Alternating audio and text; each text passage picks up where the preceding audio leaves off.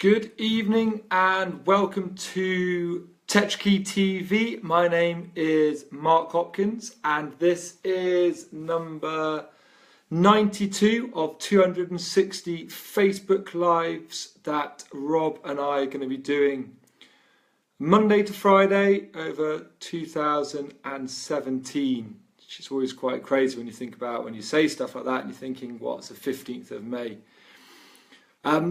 So tonight we are talking about what kind of business leader are you?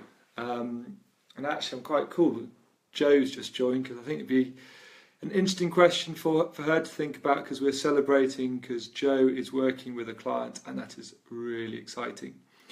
Before we talk about that, please don't forget to download our book. Actually, I spoke to Rob in Seattle about 20 minutes ago just to decide who was going to do Facebook Live tonight. 1st of July is our next book. I'll speak to Rob and then we'll come up with some... We've got an idea for a book cover, but maybe we can engage and involve you guys to see what kind of book cover you would like. Let's have a think about that. So yeah, the question I want to think about today is what type of business owner or business leader are you? I talked probably a couple of months ago about the question of who are you? And if you walked into a party and there was a lot of people there who you'd never met before and they came up to you and said, sorry, what's your name? Who are you? How would you answer that question? When we talked about that, we talked about in your personal capacity, but I'd like to talk in terms of your business capacity. And the reason I want to talk about this is over the last, week, 10 days, I have met 4 different business owners. And they all 4 approached me for a conversation about what Tetrakey does and how Tetrakey can support them.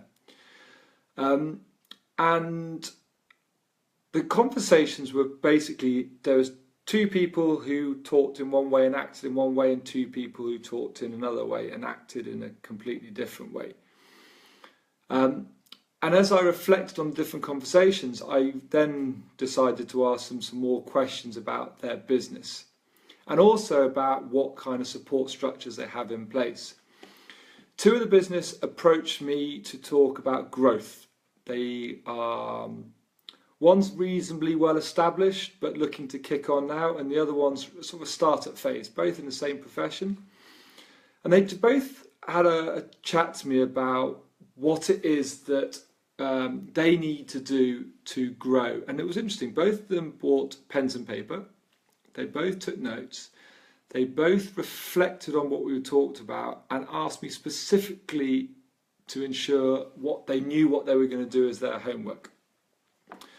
The other 2 business owners were in, I don't know if it's realignment or, you know, when that heart rate monitor is going, it's going this, it's getting smaller and smaller and smaller. They're really struggling in their business. And both those business owners challenged back and pushed back on everything I said to say we do that or we've done that already, it hasn't worked.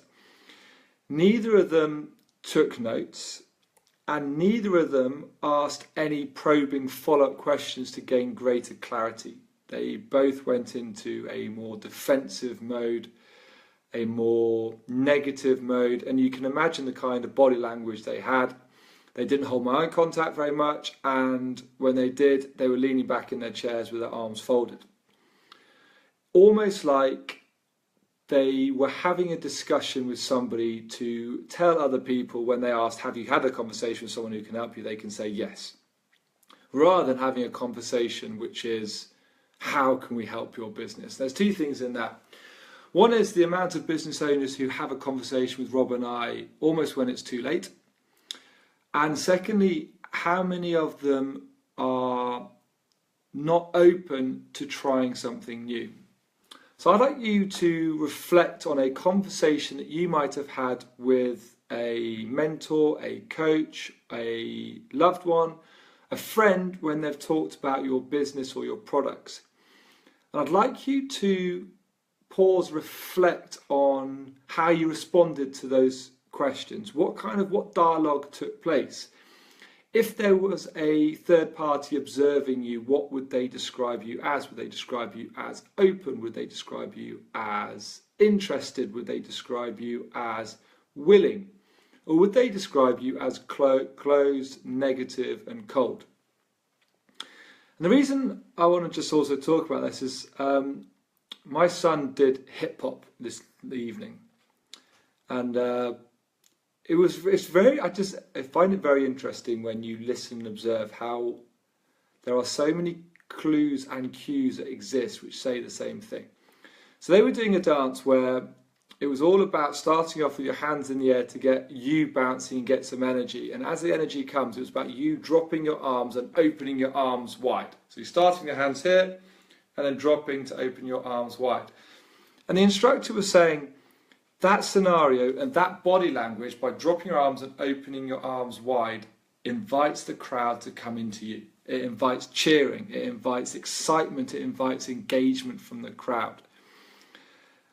I just found that quite interesting, how we have to be observant around everything we do, because again, as a business owner, if you demonstrate a exciting and energy in your interactions, you portray a message around your business. If you come across as negative, imagine if Rob and I were doing these conversations where we were a bit flat and we just talked like this and there was no energy and we looked around and stuff. What impression would that leave you with Tetrakey? Probably would leave you with a bit of a cold, not dynamic organisation. He really doesn't give a monkeys about anything. So really think about what type of business owner you are. Think about the conversations you're having with other people. Would you be interested in having a conversation with somebody who was going to tell you something you might not like? And if you were, how do you think you'd react to that conversation? Because I think your reaction will tell you more than your ability to implement the idea that's come through. So I'm going to follow up with with the two business owners who took notes, asked probing questions and wanted homework. I'm going to follow up conversation with them on Friday to see how they've got on, and I'm pretty convinced they would have done 60 or 70% of the homework, and I'm pretty convinced they'd have come back asking me more questions than I've possibly got answers to at that stage. And that's the kind of dialogue you want with somebody. So think about what type of business owner you are. Joe, I hope that's stimulated some thought in terms of how you're going to react to your client. And I will look forward to speaking to you tomorrow night. Rob and I are splitting this week. I'll do the start of the week. And then when I'm coaching hockey Thursday and Friday, Rob will be in touch with you from Seattle. So I wish you a great evening and a fantastic and profitable and high performance next 24 hours. Good night.